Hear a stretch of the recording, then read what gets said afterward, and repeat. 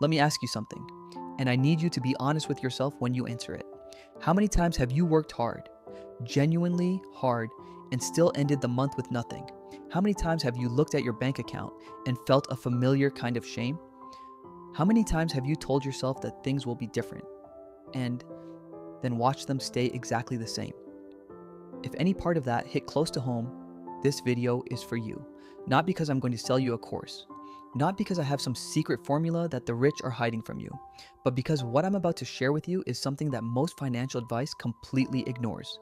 And it is the single most important reason why millions of hardworking, intelligent people never escape financial struggle no matter how hard they try. Look at any city in the world, and I mean really look at it. Not from a distance, look at it the way a scientist would. Two neighborhoods, sometimes just a few miles apart, sometimes just a single bridge. On one side, generational wealth that compounds quietly, invisibly, year after year. Property values rising, investment accounts growing, children attending schools that open doors. On the other side, the same families struggling decade after decade, parents working two jobs, children inheriting debt instead of assets, grandparents who never caught a break raising grandchildren who can't seem to catch one either. And here's the question that nobody in power ever wants to answer honestly. Why? Why does that line exist? Why does it persist? Why, in a world with more opportunity, more information, more technology than any generation before us, why are the same communities still left behind? Is it laziness? Is it bad choices? Is it the system? The real answer is more complicated, more disturbing, and more hopeful than any of those. Because the truth is, poverty is not just a financial condition, it is a psychological one. And once you understand the psychology of poverty, truly understand it at the level of science, of neurology, of behavioral research, two things happen simultaneously. First, you stop blaming yourself or people like you. Second, you finally have a map out. I want to give you that map today, all of it. The scarcity trap. In 2013, two researchers at Princeton University published a paper that quietly changed everything about how the scientific community understood poverty. Their names were Senthil Mullainathan and Eldar Shafir. And what they discovered wasn't just interesting, it was devastating in its implications. They ran a series of experiments. In one of them, they approached people at a New Jersey shopping mall and asked them financial scenarios. Imagine your car needs an unexpected $800 repair. How would you handle it? They asked these questions to people across a range of income levels. And here's what they found. When they posed this kind of financial stress scenario to lower income participants, those participants performed significantly worse on subsequent IQ and cognitive tests that had nothing to do with money. The financial worry itself had consumed mental processing power. It had taken up what Mullainathan and Schaefer called cognitive bandwidth. And when your bandwidth is consumed, your ability to think clearly, plan strategically, resist impulses, and make good decisions all decline.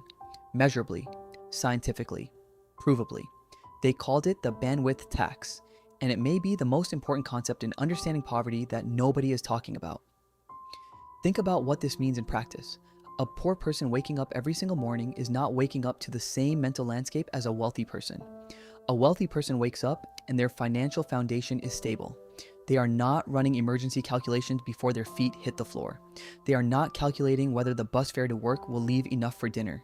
They are not mentally juggling 6 different small crises simultaneously before they have had their first cup of coffee. A poor person often is, every single day. And all of that mental energy, all of that processing power is being consumed by the immediate crisis of survival. Which means almost none of it is left over for the things that actually build a better future. Long-term financial planning, career development, studying, entrepreneurship, strategic thinking. All of these require cognitive bandwidth, and poverty has already spent it before the day has even begun.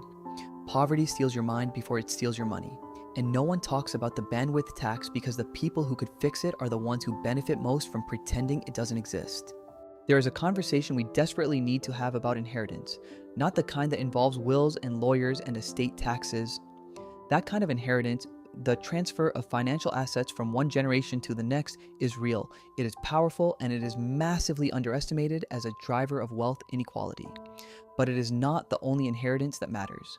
Because alongside financial assets, every family also passes down something far less visible. They pass down beliefs, behaviors, mental frameworks, emotional relationships with money, scripts, unwritten, unspoken rules about what money is, what it means, who deserves it, who gets to have it, how it works, and what happens when you try to get more of it. In wealthy families, children absorb financial knowledge the way they absorb language, not through formal instruction, just through exposure. They hear adults talk about investing, about compound interest, about asset allocation, about the difference between an asset and a liability. They watch their parents negotiate. They see money treated as a tool, something you deploy strategically, something that works for you, something that multiplies. In poor families, the financial education is different, not lesser intelligence, not lesser love, different knowledge, different scripts. In many low-income households, the financial scripts that get passed down are scripts of scarcity, of survival, of distrust. Money is something that runs out. Money is something you spend when you have it because tomorrow it might be gone. Saving feels abstract and distant when the immediate reality is that the electricity bill is due on Friday and your paycheck doesn't come until Monday. Investing sounds like something rich people do, not something for people like us. These are not irrational beliefs. In the context of financial instability, they are actually adaptive. When you have genuinely experienced money disappearing unexpectedly, when you have watched your parents lose savings to a medical emergency or a job loss or a predatory loan, the idea that money is unstable and temporary is not paranoia. It is lived experience. It is data. But data from a context of scarcity, applied to a goal of wealth building, leads you in the wrong direction every single time. You did not inherit your grandparents' money, but you inherited their map. And if their map only showed you how to survive, not how to build, that is not your failure. That is a starting point. And starting points can be changed. In 1967, a psychologist named Martin Seligman conducted a series of experiments that would change our understanding of human behavior forever.